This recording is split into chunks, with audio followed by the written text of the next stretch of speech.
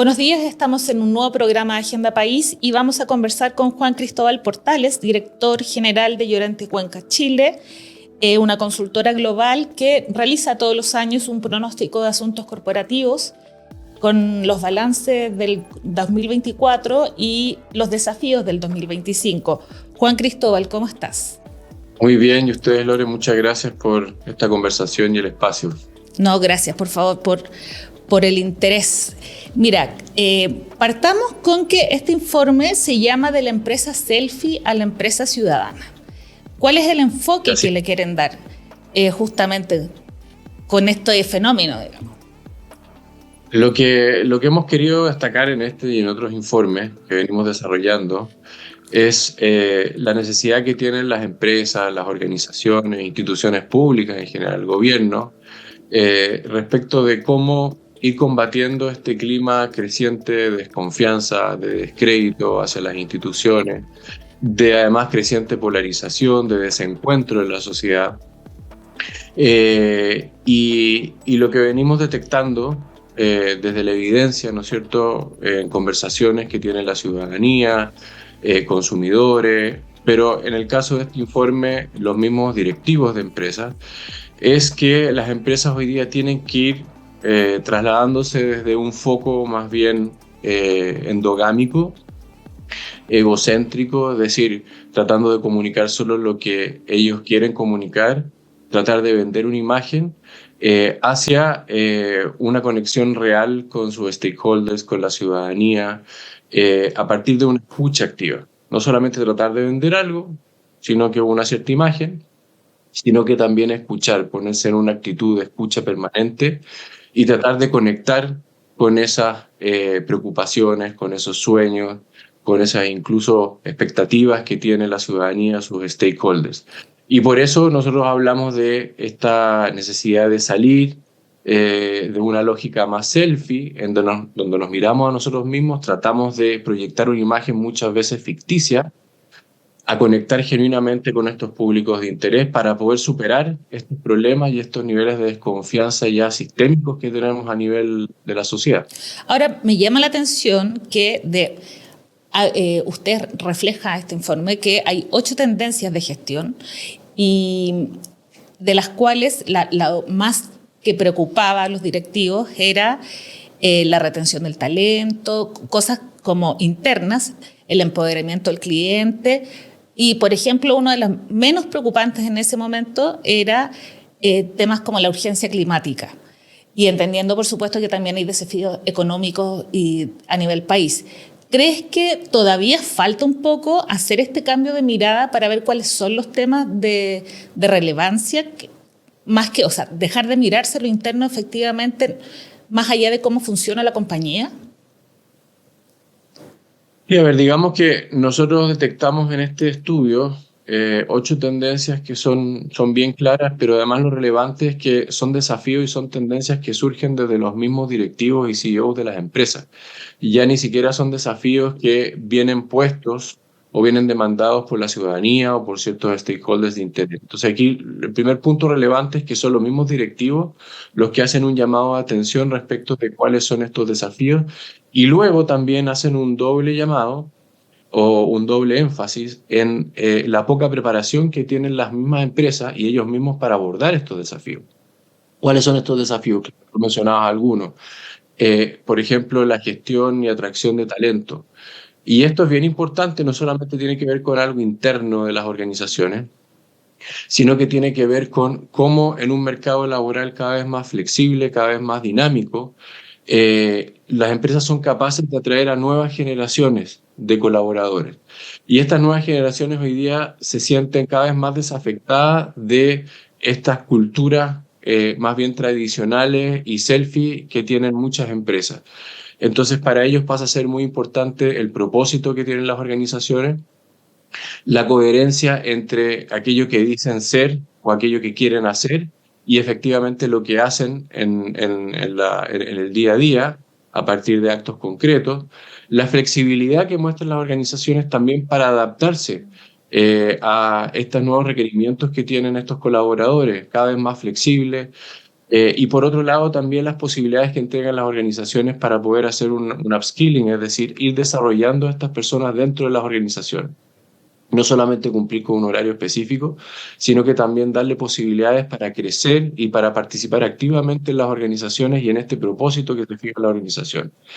Luego también, y tú mencionabas el tema de los consumidores y el empoderamiento de los clientes o consumidores. Esto no es menor porque todos los últimos datos que tenemos, distintas encuestas, incluso nosotros hicimos hace poco un estudio donde medimos los niveles de confianza de las empresas en 7 sectores económicos y obtuvimos un NPS de confianza en general para todos estos sectores que tiende a ser bastante negativo, es decir, los consumidores confían poco en las empresas y en los productos y servicios que hoy día están prestando estas empresas. Por lo tanto, también hay un desafío de las empresas cómo poder atender a consumidores que hoy día están más empoderados, son más exigentes y eventualmente cuando hay mercados competitivos pueden cambiar rápidamente de proveedor de productos y servicios cuando se sienten engañados, se sienten frustrados o sienten que la promesa que ha establecido la empresa o la organización no se cumple. Y luego también pasamos a otros desafíos que también son muy relevantes. Sí, eso te iba a preguntar. Primero, ¿sí? Te quería comentar que hay una preocupación no solo por el contexto económico internacional muy fuerte, sino que también por la polarización. Y estamos efectivamente en una situación contingente, no solo en Chile, sino que en el mundo donde va hacia allá. ¿Qué es lo que se define en el informe? Respecto de la polarización, que está catalogada por los mismos CEOs directivos como uno de los 5 grandes desafíos, ya no tiene que ver con un tema exógeno, responsabilidad de la política o de las instituciones políticas, sino donde también las empresas, las organizaciones tienen una responsabilidad importante. La polarización se refiere a un desencuentro en la sociedad, a una incapacidad de establecer un diálogo y ponerse de acuerdo respecto de ciertos temas que son fundamentales. Y esto no solamente tiene que ver con el marco político, el marco regulatorio en lo que vivimos, sino que también las empresas, las organizaciones tienen un rol fundamental. En la medida que las empresas no están cumpliendo con ciertas expectativas que tiene la ciudadanía, están incurriendo, por ejemplo, en actos de corrupción o en actos, ¿no es cierto?, donde sus operaciones no están respetando un debido cuidado del medio ambiente, donde no se preocupan por las comunidades, en fin. Eso también va generando un malestar en la sociedad y es causa de polarización. Y por lo tanto, las personas, la ciudadanía, empiezan a buscar medidas cada vez más radicales para poder hacer cumplir sus derechos o sus expectativas. Eso es válido para la política, pero también para las empresas. Por eso la polarización también pasa a ser un tema fundamental para las empresas. Y ahí lo más fundamental tiene que ver con esto, es cómo dejamos de tratar de vender una cierta imagen, tratar de vendernos bajo un sentido o un propósito que hoy día no estamos respetando, que no estamos cumpliendo, y tratamos de conectar genuinamente con aquellos intereses, con aquellas expectativas y con aquellos dolores que tiene la ciudadanía. Muchas empresas hoy día, hay algunas que lo hacen muy bien, pero otras no tan bien, lo que tratan de hacer básicamente cuando uno toma la cadena de valor deportes, ¿no es cierto?, respecto de en cuántos días pagan a sus proveedores, respecto de cómo tratan a sus trabajadores, respecto incluso de sus canales de postventa. Hay empresas que han definido sus canales de postventa más bien como una barrera para solucionar problemas más que un mecanismo para atender eficientemente a los consumidores. Entonces, ¿qué es lo que están esperando los consumidores? Efectivamente, que las empresas en cada una de estas etapas, donde van interactuando con distintos actores de la sociedad, se desempeñen de manera correcta y se desempeñen de manera ética. Si las empresas no lo hacen, bueno, van aportando a este grado de desencuentro y polarización creciente. Sí, ahora es curioso que una de las tendencias también dentro de este diagnóstico que tú dices es el CEO activista. O sea, como dejar que ya los ejecutivos sean más neutros o que la empresa incluso sea neutro, sino que tengan un rol. Sí es. En general en Chile el rol, los CEOs tienden a tener un rol mucho más conservador y mucho más si se quiere, resguardado, por miedo a exponerse públicamente e incluso a ser sujeto de bullying a través de distintas redes sociales, sobre todo a través de X, y por lo tanto la estrategia en general ha sido más bien de esconderse. Pero eso lo que hace finalmente es ir en detrimento de las mismas organizaciones. ¿Por qué? Porque precisamente en esta época de polarización, en donde la confianza hacia las instituciones y las empresas como entes tiende a decrecer, bueno, la posibilidad de poder generar un mayor grado de confianza o de conexión con esas empresas pasa por humanizar a esas organizaciones, a esas empresas. Y la forma de humanizar a esas organizaciones es darle un rostro, ¿ah?, de carne y hueso, que pueda ser creíble, al cual, ¿no es cierto?, yo pueda establecer una relación de confianza, pero también exigirle el cumplimiento de una serie de estándares. Cuando uno va a la organización y esta entelequia que son las organizaciones, es muy difícil que los consumidores o las personas finalmente logren hacer cumplir sus demandas, pero cuando establece una relación uno a uno con una persona es distinto. Y por lo tanto, el rol que pueden tener las personas, los directivos, los CEOs ahí, tratando de ellos conectar directamente con los usuarios, con los consumidores, pasa a ser fundamental.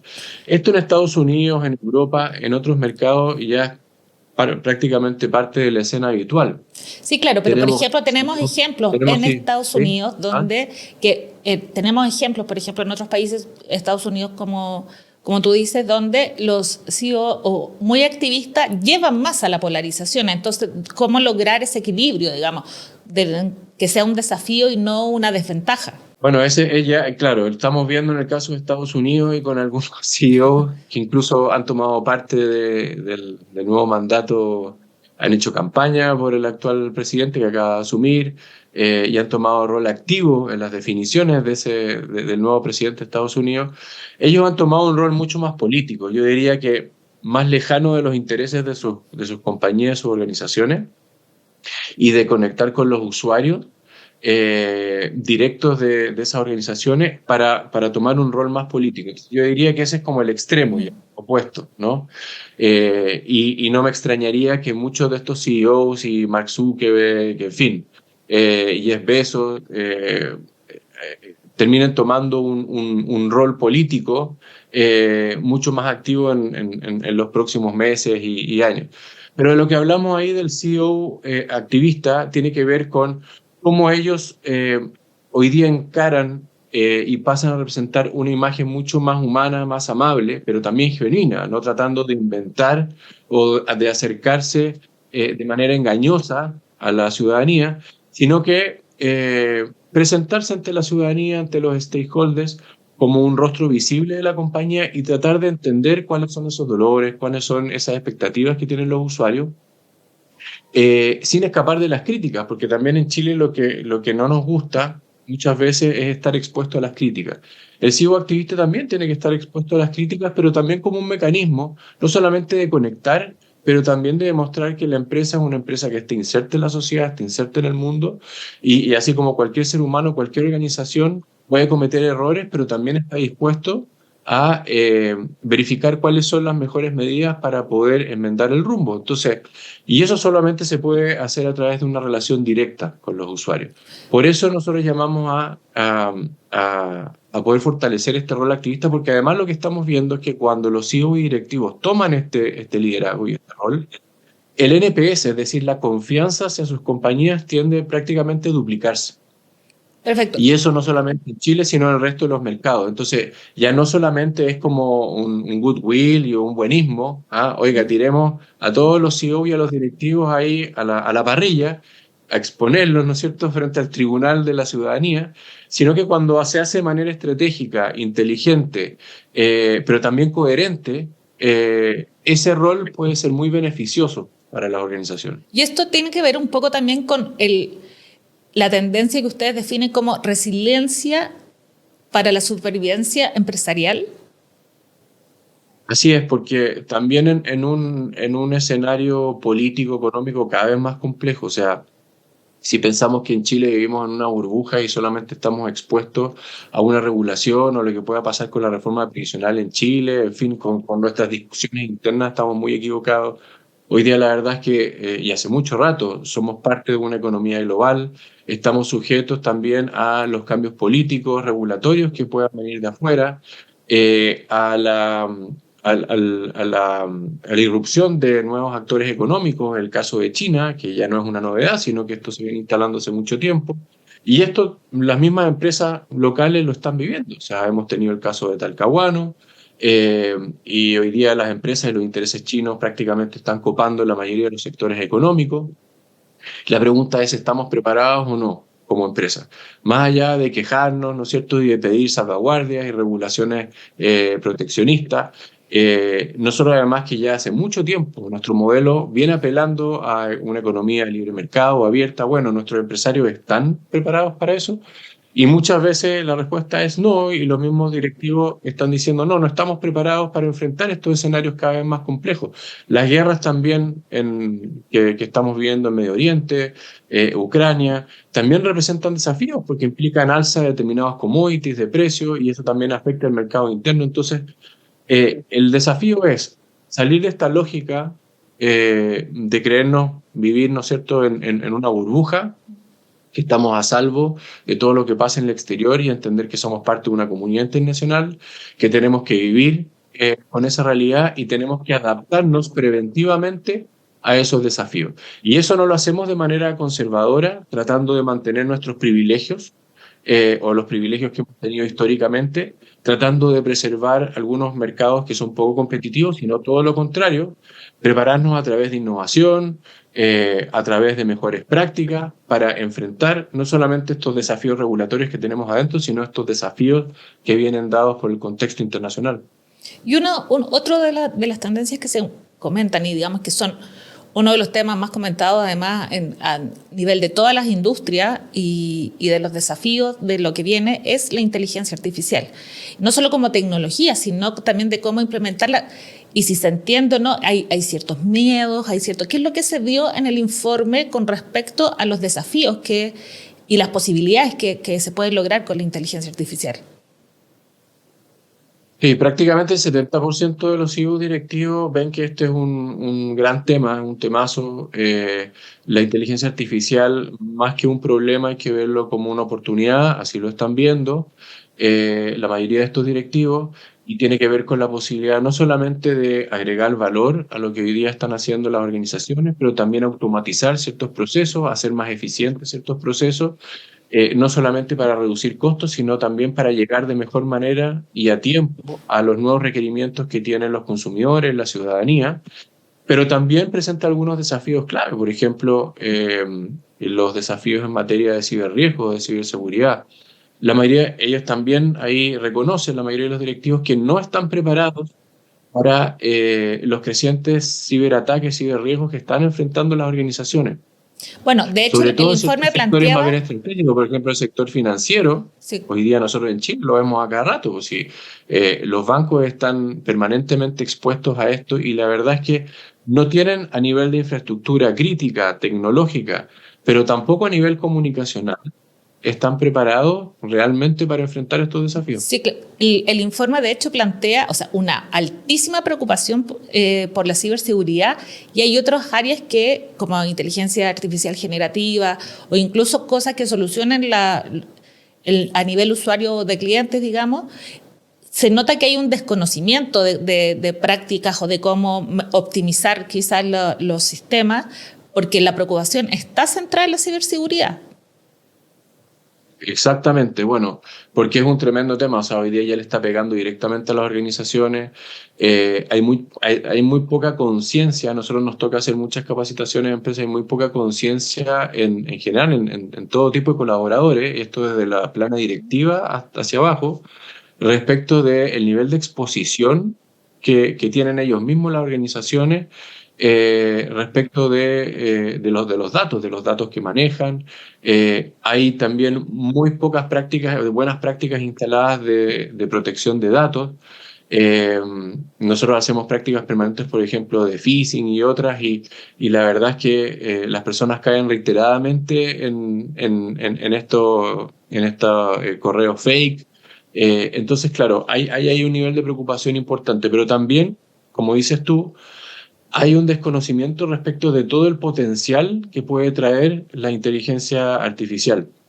Nosotros como compañía, por ejemplo, ¿cuál es uno de los grandes beneficios que trae? Tú, por ejemplo, más allá de las encuestas tradicionales, de las encuestas panel, hoy día tú puedes acceder a grandes volúmenes de datos a través de inteligencia artificial para entender realmente cuáles son las conversaciones, cuáles son los dolores, cuáles son los intereses de la ciudadanía, de grupos de interés, de comunidades específicas, de usuarios, de ciudadanos. ¿Para qué? Para poder conectar de mejor manera con ellos, para a partir de ese conocimiento, de esas conversaciones, e incluso identificar temas de conversación o de posicionamiento que hoy día no los estamos tocando. Las empresas siguen recurriendo a mecanismos más bien tradicionales, encuestas tradicionales, porque desconocen el potencial que tienen todas estas herramientas. Y esto realmente lo que nos permite es llegar de manera directa a los usuarios, entender ya no solamente sus comportamientos, sus opiniones directas, sino que también escarbar un poquito más allá y entender cuáles son las raíces, sus motivaciones, las raíces de su comportamiento. Y a partir de eso sí podemos plantear estrategias mucho más efectivas de relacionamiento y de generación de confianza, que finalmente es el objetivo último de la comunicación, el objetivo último que deberán tener las empresas. Bueno, y un poco para ir terminando estas tendencias que lo habíamos comentado al principio, está el desafío climático. Y en países como Chile, por supuesto, no sé en el contexto global, pero el tema o una de las grandes preocupaciones es la sequía.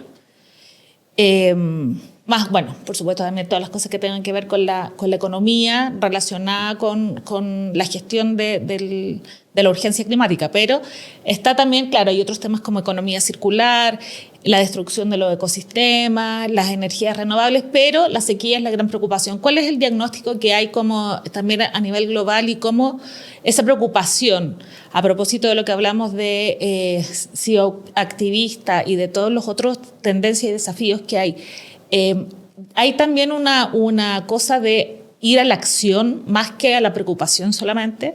Yo creo que sí, eso ha sido un proceso lento.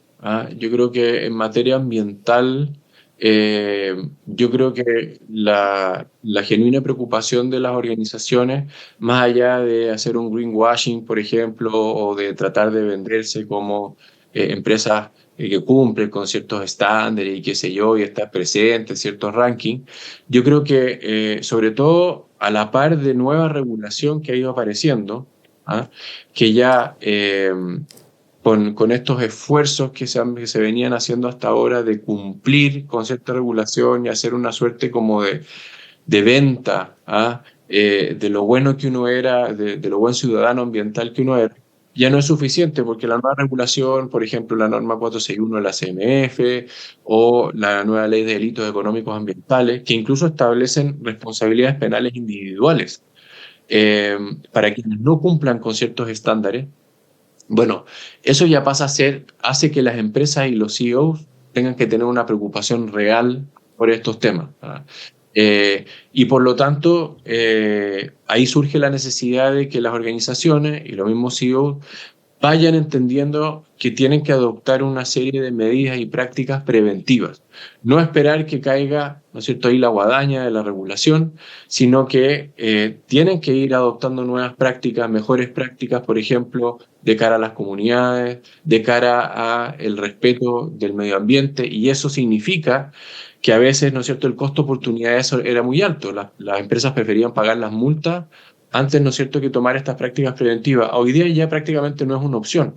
Por lo tanto, las empresas se están viendo obligadas a implementar una serie de costos, de gastos a nivel operativo para poder prevenir ciertos eventos y ciertas crisis de corte social y ambiental.